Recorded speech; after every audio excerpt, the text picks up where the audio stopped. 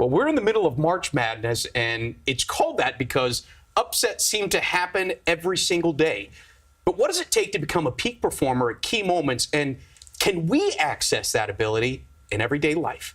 Todd Herman is an entrepreneur, a coach, a mentor, and the author of a new book, The Alter Ego Effect. Todd, great to have you in studio. Thank you so much for being here, man. Steve, it's a pleasure. I was first introduced to you by listening to the James Altucher podcast, and since then, I've heard you on a number of podcasts talking about this. Yeah. And it's really interesting to me because it gives us a little peek into the mind of the athlete. You've clearly helped athletes at all different levels. You've helped them from amateurs to the Olympics to professionals, and trying to help them find a better version of themselves using the alter ego effect. So maybe if we could start things out with, I guess, your definition of what the alter ego is. Yeah, so the alter ego is a psychological tool that we use to help people access the true heroic self that sits inside, right? Like, there are so many athletes who will play down on the rung of the ladder to, give up the ball to someone else to play or make the final shot, or they don't believe in themselves, or they doubt themselves, or whatever.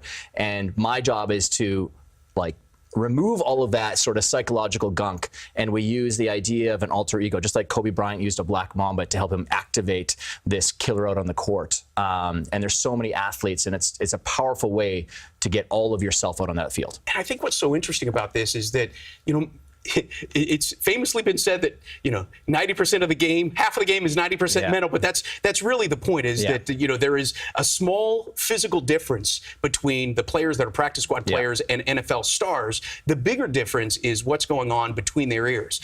And you are the one that's helping to trigger some of this. And one of the things that I found most profound in some of the things that you said is that we as humans are the only ones that tell ourselves stories. We're the only ones that use our imagination. Well, why not use that to become your own superhero? Yeah, I mean, I've said that truly the only thing that makes a human being unique is the fact that we have a creative imagination. We have an ability to build stories and narratives in our head, to create heavens from hell and hells from heaven. For many people, they're creating a hell from heaven. They actually have the skills, and that could be in sport, in business, in life, whatever that might be.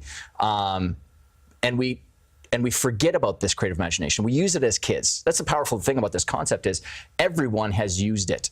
Every single human being that's listening to this right now, watching this right now, has used the idea of a superhero when they were a kid, when they jumped off the sofa as Superman or Wonder Woman or Black Panther nowadays, or when they're in their front driveway pretending to be their favorite superstar athlete of LeBron James. And what you're doing is you're asking yourself this question of, what could I do if I was that? Which means that you're now associating yourself with a new identity, which actually now untaps new skills. And there's a great study that was done at the University of Minnesota, where they brought a bunch of 4 to 6-year-old kids into a room, and they gave them a puzzle that was unsolvable. And they wanted to see how long they would stick it out, right? How long would they persevere with this thing that's unsolvable? So they tracked the data, but they were also tracking to see what their self-talk looked like. Well, then they bring in, after they all kind of quit, they brought in this rack of clothing, and it was Batman and Dora the Explorer costumes. And they asked each of them to pick their favorite and put it on. And then they gave them another unsolvable puzzle, and they wanted to see how long they'd stick it out. Well, what was the difference between the two different tests? When they wore the Batman costume or Dora the Explorer costume, they had higher levels of grit and perseverance, which means that they stuck it out longer. But more importantly, for those of us that are parents, their level of self-talk changed as well. They were more positive. They would say things like, well, Batman won't quit, so I won't quit. Dora the Explorer will always find a way, so I'll find a way. Whereas when they were taking the puzzle as themselves, they would say, I can't get this, I quit, or I'm not good at puzzles, right? But when we actually start acting through a new idea of who we are, that's the power of the human imagination. We suspend the disbelief of what we think we can and cannot do, and now we're activating new traits, right? Those traits were already there. Those kids could already solve the puzzle or stick with it longer. They just needed a new identity to help make that happen. Yeah, and I think what's so cool about that is that it is in every single person. It's just a matter of being able to access that. there are plenty of places where you're going to be able to get information. And by the way, this stretches beyond the field of play. It stretches into business, to everyday life. Yeah. And by the way, we're not going to be naming any clients. You've not named any clients in this, but you had plenty of interactions with athletes that weren't your clients that have clearly used this in the past as well. I thought the most interesting one was Bo Jackson. You know, Bo Jackson, you might see as someone that is calm, cool, and collected.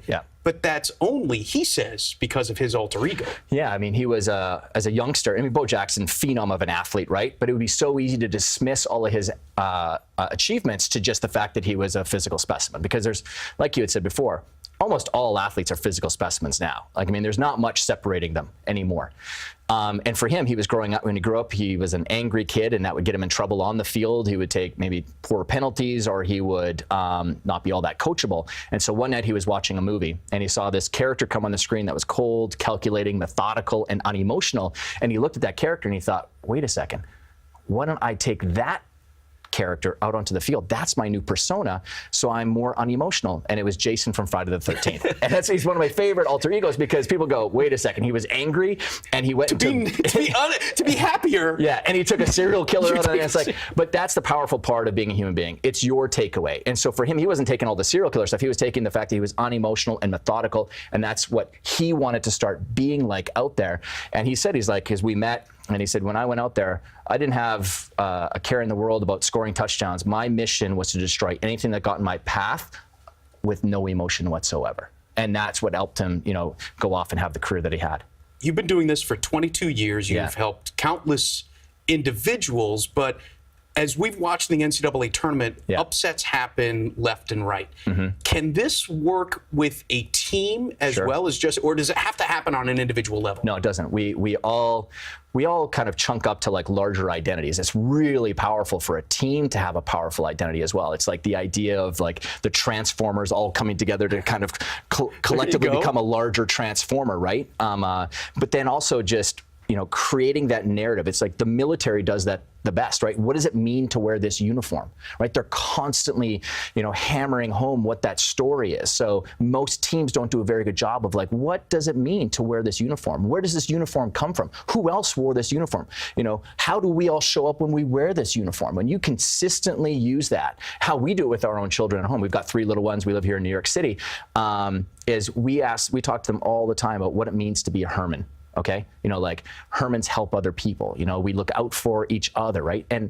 And that's a powerful thing that we can do, because when you chunk someone's personal identity up to something larger that's really powerful for them, you can shift and change their behavior really quickly. And so for those people that are out there that are struggling with the fact that they might not be showing up like they want to, that's a behavioral change. That's actually, if you try to change the behavior, that's a long process.